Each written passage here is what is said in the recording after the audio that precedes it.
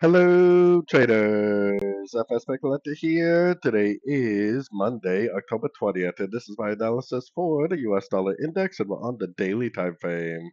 So on the daily, we pushed down to the 50%, and we definitely did make a little bit of a pullback right here.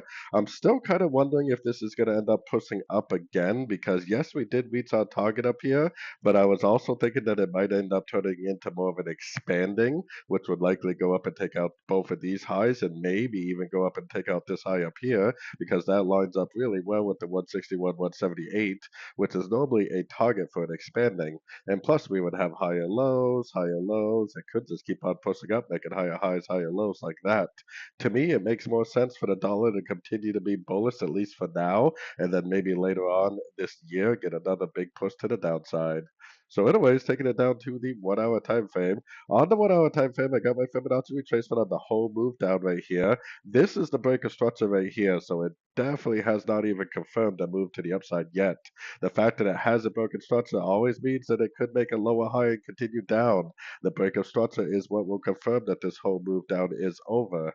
Now, if the whole move down is over, then this could be either an A or a 1, and it could go up to a Fibonacci retracement level in either a wave B or a wave 2, end up doing something like this maybe, and then continuing back down. Or if this is actually like an expanding, which to me it does kind of look like it could be because this is one, two, three waves up right here.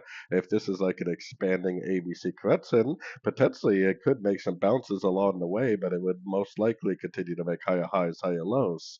So our job right now is to try to figure out whether this move up right here is a pullback, like a wave 2 or a wave B, or whether it's actually continuing the higher time frame uptrend. So anyways, don't forget to check out my website, linked over here in the corner. And as always, thank you for watching and happy trading.